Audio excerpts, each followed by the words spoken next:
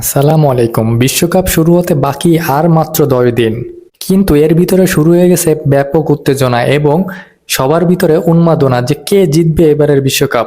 কিন্তু সেই উন্মাদনার ভিতরে ঘি ঢেলে দিয়েছে এআই প্রযুক্তি এবং এবারের ইন্টেলিজেন্ট এআই প্রযুক্তি এবং অক্টোপাস। তারা কিন্তু তাদের মতামত দিয়ে দিয়েছে।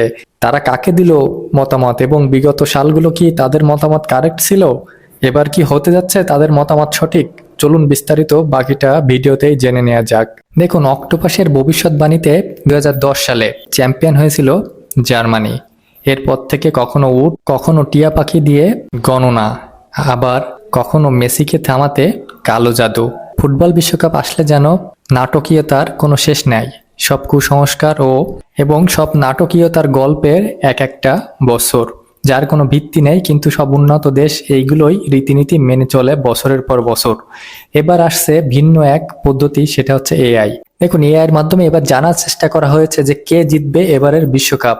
আপনি শুনলে অবাক হবেন যে আপনার আমার প্রিয় কোনো দল সে নির্বাচন করেনি, নির্বাচন করেছে ভিন্ন এক দল। কোন দল এবং কোন সুপারস্টার রয়েছে সেখানে, চলুন সেটা নিয়ে একটু আলোচনা করে দেখা যাক। দেখুন, এই যে ভবিষ্যৎবাণী, এর উদ্বোধনটা করা হয় 2010 সালে। এর উদ্বোধনটাও হয় ব্যাপক চমকপ্রদভাবে। যার নেতৃত্বে থাকে একটা অক্টোপাস যার নাম পল। তার সামনে দুইটি কাচের গ্লাস দেওয়া থাকে এবং দুইটাই দুই দেশের পতাকা দেওয়া থাকে, এবং পল যার ভিতরে গিয়ে ঢুকবে সেই দলই জিতে যাবে ওই ম্যাচটা এবং সেই দলই জিতবে বিশ্বকাপ। এভাবেই যেন কোনো রকম ভাবে পলের ভবিষ্যৎবাণী মিলে যায় জার্মানির সাথে এবং সেবার জার্মানি চ্যাম্পিয়ন হয়। এরপরে কত শত যে কুকীর্তি বা কুসংস্কার প্রতিনিয়ত বিশ্বকাপে উঠে এসেছে, সেটা আপনি না দেখলে বুঝতে পারবেন না। কখনো উটের সাথে, কখনো চিতাবাঘ, কখনো টিয়া পাখি, কখনো কচ্ছপ, এভাবে করে দিনের পর দিন যেন কুসংস্কার বেড়েই চলেছিল।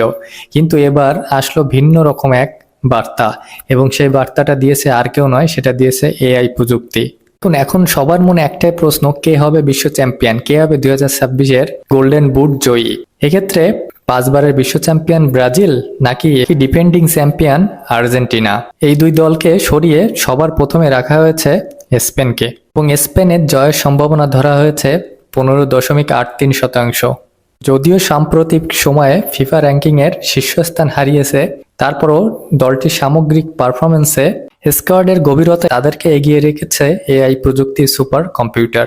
তরুণ ইয়াংস্টার লামিন ইয়ামিলের তাই রেখেছে এই সুপার এআই 1 নম্বরে। এর পরপরই রেখেছে ফ্রান্সকে। 2018 বিশ্বকাপ জয়ী এবং 2022-এর রানার্স আপ ফ্রান্সকে তাই রেখেছে 2 নম্বরে।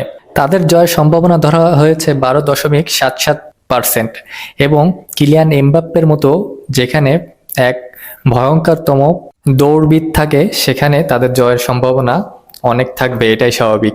এবং যে কোনো সময় ম্যাচের পরিবর্তন করে দিতে পারে জিনেদিন জিদানের উত্তরসূরিরা কিলিয়ান এমবাপ্পে বাহিনী।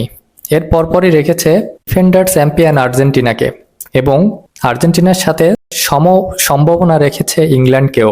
দুই দলেরই সম্ভাবনা 10%-এর বেশি করে।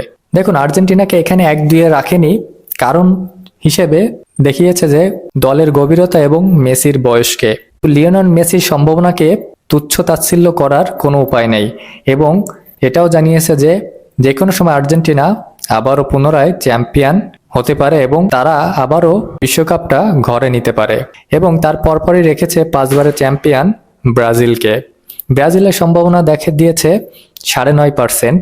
ব্রাজিলের নেইমারের ইনজুরি এবং দলের কিছুটা মনোমালিন্যর কথাও তুলে ধরেছে, এবং এখানে দলটার গভীরতা এবং ক্লাব ফুটবলের বিভিন্ন রীতিনীতির কথাও তুলে ধরা হয়েছে। এই জন্য ব্রাজিল দলকে একটু পিছিয়ে রাখলেও দেখছেন সম্ভাবনা বিশ্বকাপ জয়ের। এবং এছাড়াও পর্তুগাল, জার্মান, নেদারল্যান্ড এদেরকে রেখেছেন বিশ্বকাপ জয়ের সম্ভাবনার তালিকায়। এবং যে কোনো মুহূর্তে এই 7 থেকে 8টা দলের যে কোনো এক দল জিতে নিতে পারে এবারের বিশ্বকাপ। তবে সব থেকে উপরে রেখেছেন লামিন ইয়ামালের স্পেনকে।